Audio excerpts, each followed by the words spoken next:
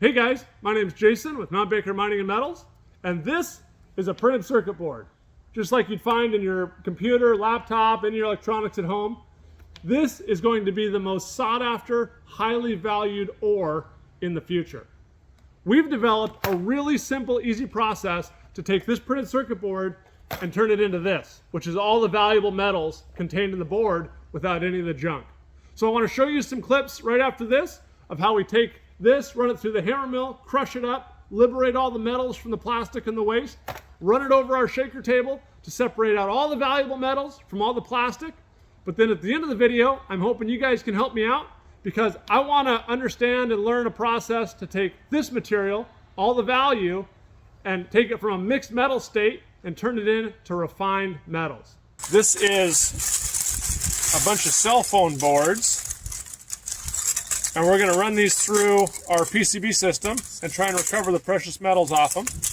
And then these are two different samples. These are large industrial computer boards. And these are all the depopulated components off of those boards. And we're going to run these two separate as well. So we'll take all these depopulated components, we'll run them right in our 16 by 12 hammer mill and onto the table. But these big ones, we're going to pre-shred first through one of our 24 by 16 HD mills. So behind me here is our 24 by 16 HD hammer mill. I'm going to feed the whole boards into the throat of the hammer mill here. We're going to grind up with the swinging hammers on our hammer mill, and we have a 1-inch slotted screen here. And all that material is going to come out the bottom. It's going to go up this conveyor belt under a cross belt magnet. It'll pull off the steel, but we're going to actually put the steel back into the sample to run it through our hammer mill because there are some precious metals that are attached to some of the magnetic components. So we're going to save everything, but anything that's not magnetic is going to come up here, and we're just going to catch it here in this garbage can, and then we'll take it over and we'll run our sample on our shaker table.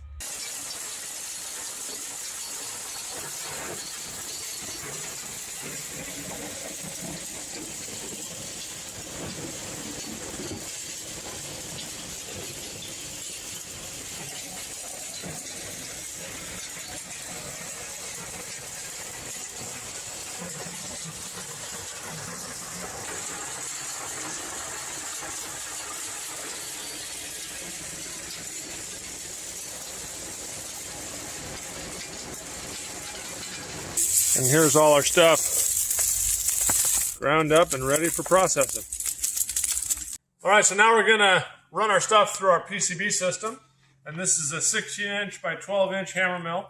It's got 2 rows of hammers in it, so it's got 10 hammers and a 0.8 millimeter slotted screen. We're gonna crush the stuff through with water, run it onto the table as a slurry into this aluminum distributor trough. Water is going to come out of the 2 white PVC water bars, and the shaker table is going to work the heavy, dense metal across over into the number 1 and number 2, which I'll show you in a second. The light plastic and the fiberglass is going to come down into the number 4 tailings. Some of the copper and the plastic that's still attached is going to come up here at the base of this ramp and run down here into the number 3. And we can use this splitter here to split where the separation is. All the liberated metals is going to come up the grooves, up the ramp, onto the cleaning plane. And the dense precious metals is going to come down here into the number 1, probably mixed with a little bit of copper depending on how we set the table. A lot of the copper is going to come down in a big band here into the number 1 or the number 2, and some might go into number 3. But that's how the basic principle works. All the dense material comes over here into the number 1 and number 2, and all the plastic and the light stuff goes off to the number 4.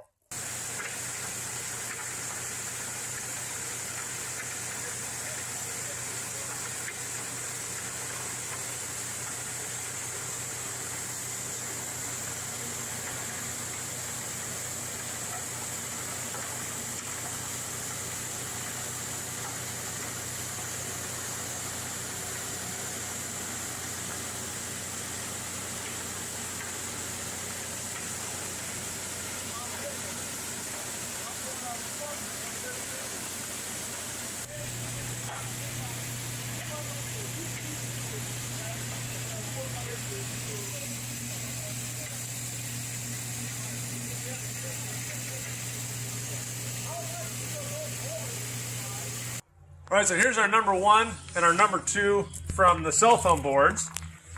And this is the number 1. And there's some copper in here, but there's quite a bit of pins as well and gold-plated stuff. That's where all the real high-grade precious metals are. And then over here is the number 2. And again, there's some pins in here, but it's a lot more copper.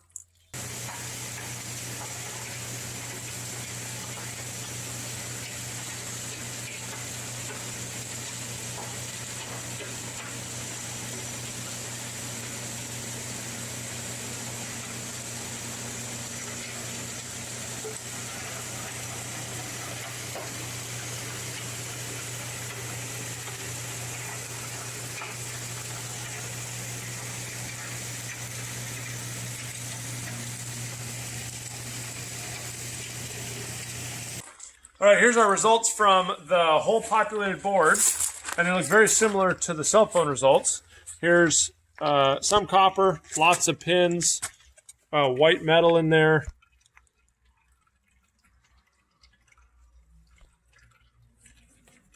And that's where a lot of your precious metals are going to be.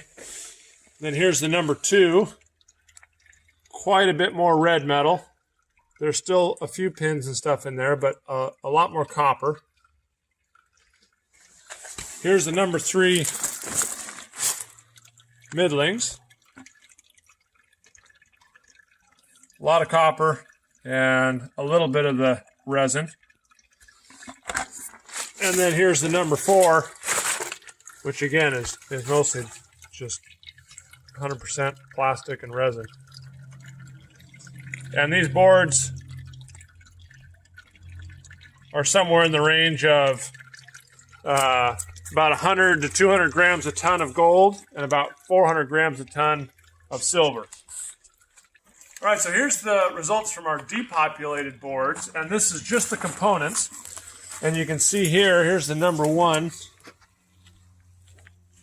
and it's just full of pins and white metal. There's very, very little copper in there. There was actually hardly any copper on the table when we were running, because we didn't have any of the boards. And then here is the number 2. There's definitely some copper in there, but a lot of pins, a lot of the plated stuff. And these are shredded up boards, but look at all the gold fingers on them and little gold foil.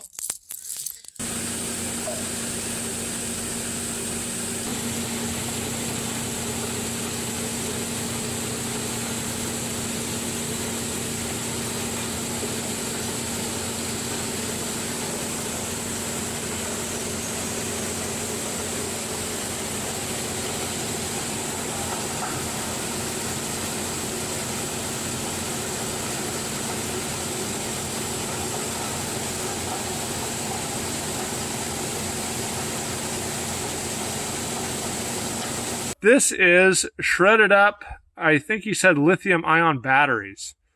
And this is, there's copper and aluminum, and there's a little bit of steel in here. It actually looks like quite a bit of steel.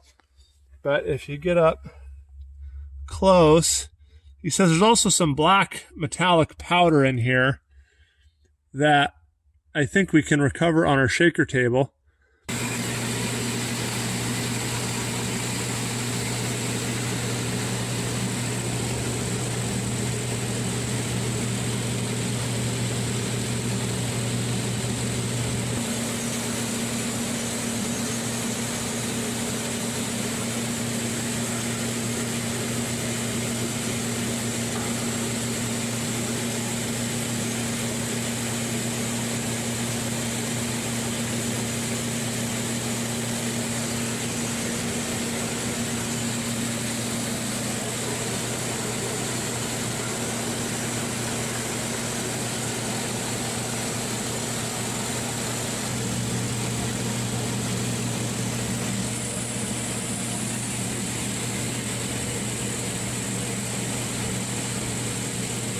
So now you know the process of how we take this to this. Now I want to work on the process of how we take this to refined metals. And I have some experiments here I've done in the past where I've tried to melt down the mixed metals here. I've got a bar here that I poured, and we're gonna copy this. I wanna try some other ideas, show you guys the process, and then I'm really looking for some tips, some help from you guys on how to refine this and make it simple and scale up to a commercial model. So the first thing I wanna do is smelt down some of this stuff. I wanna pour it into a cone mold, get a metal block, and then we'll take a look at it and figure out what we can do from there. So we're gonna take a quick close-up look at what this stuff is. This stuff is about 75 or 80% copper by weight. There's some iron, nickel, lead, and tin as well.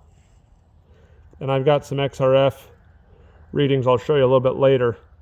But a lot of this is copper wire or copper, what I'd call flake, where it's the laminations between the boards.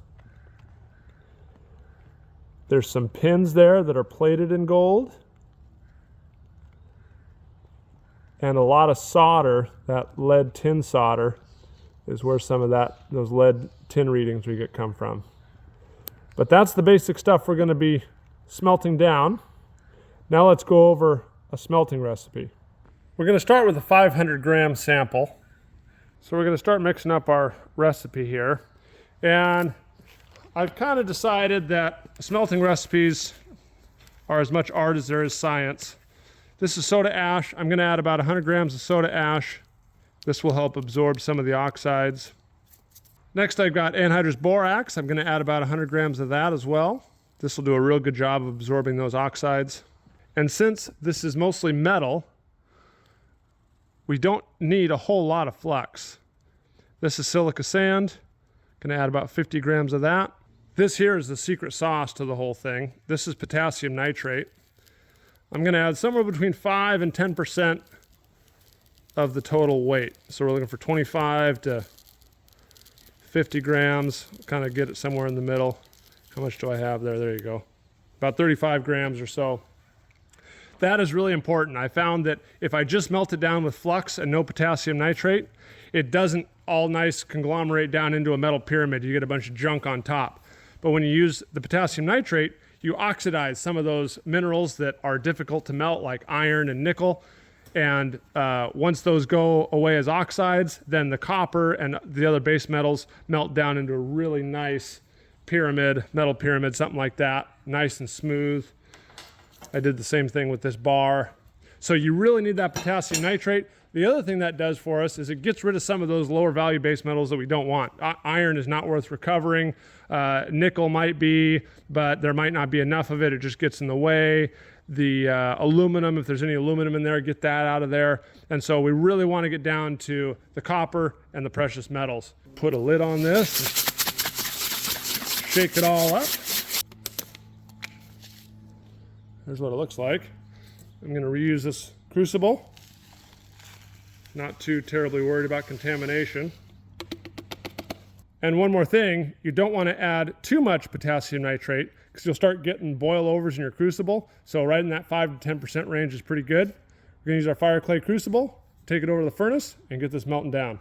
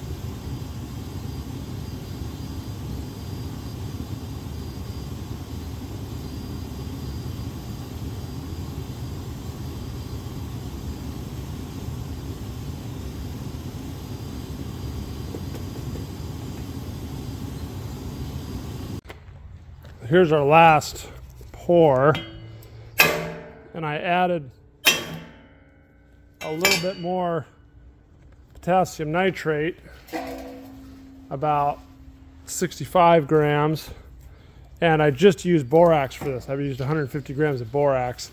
So let's see what this one looks like. See if I got a better melt out of this one.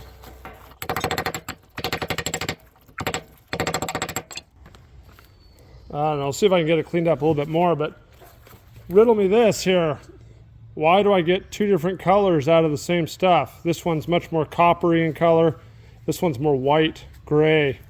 I don't know why they're different. I use the same stuff. I'm gonna try and clean these guys up a little bit, get them on some heat, see if I can get all that slag off of there. We'll see if it works. We've got our block in there. I'm gonna add some of this sulfuric acid. Just a little bit, don't need a lot. There we go, we'll let that warm up and see if we can knock some of that borax slag off. Man, that sulfuric works good. There's still a little bit down there in some of the cracks, but I mean, it cleans it up real nice. So that's what I'm gonna use in my precious metals from now on too. I got the second one in there, we'll get him cleaned up, and we'll take a look at both of them. Here is the XRF results from our first button. You can see it's mostly copper. There's a little bit of nickel, iron, and zinc in there. Silver actually shows up. Then you see tin makes up about 8% of the button, and then lead brings up the bottom at 2%. This is a good example of just run-of-the-mill PC boards and the metal concentrations that they have. Here's the kind of the results from our test today. I've got a bag of the number 1 concentrates off the shaker table and a bag of the number 2 concentrates off the shaker table. This is stuff that hasn't been processed. It's right off the table. So I've got those two things. I've got this stuff where I finally got it shot. It's the metals that I poured into the water, and they're all shot. So everything's been melted and homogenized, and then it's been poured into cold water. And then I've got the 2 pyramids, and then I've got that bar from another video, but it's from the same stuff. I smelted it down. What I really want to try and figure out here is how to get the metals from this state into a copper bar, precious metals, and maybe some of the other base metals, the lead, tin. I think we can get rid of the iron. And so my question for you guys is that multiple acid washes before I smelt it down? Do you refine it solely by acids? Do you just smelt it down and sell it as a bar like that to refiner? Do you smelt it down, get it in a bar, and then electrowin the copper away and deal with the precious metals and the lead and tin? How do we get from this to where we can sell stuff and get money? That's the whole goal, right? And so what I want to do is I want to kind of use this video and use YouTube as kind of a think tank or an experimentation platform. I'm going to put all these things available for sale on eBay. And before you start rolling your eyes, what I'm going to do is I'm going to put these for sale for $1. They're going to start at $1. And what I really want to have happen is someone or many people buy this stuff and experiment with it. Play with this stuff. Do your acid washes, do your smelting stuff. Take my bars, my pyramids, melt them down, try and get the copper out of them. Take this bar, somebody electro-win it away, and let's try and crack this nut, because like I said earlier in the video, this is the richest ore on the planet, these recycled PC boards. Medium grade boards are somewhere in the 2 to 5 ounces of gold per ton, 30 to 50 ounces of silver. They're 30% copper by weight. So there's a huge amount of value here. And there's maybe 3 to 5 companies in the entire world that do this on a ginormous scale, on container loads and container loads at a time. And there's got to be a way for the small guy if we can get it into this form using our equipment, then there's got to be a way for small batch systems, maybe like in a 55-gallon barrel style, or a couple tons at a time, where we can refine the stuff and get the precious metals out, get the copper out, get stuff separated, and sell it and make a profit. Leave me a comment down below if you don't want to participate in the experimentation process. If you want to have a go at this, check out the links on eBay. and really, really appreciate all the comments, all of the information you guys have given me over the years. This is where I'm going to end this video, and I'm going to do some more experimentation. I'm just starting to get into acids, so I'm thinking maybe some acid baths on this stuff before I get into the smelting part of things. Might be a good thing to try. Acids are still pretty intimidating for me, and they're quite expensive, so I would much rather have someone who's much more familiar with that try that first and then explain to me how it works. But I appreciate all you guys' input. I hope you enjoyed this video. So thanks for watching, and we'll see you on the next one.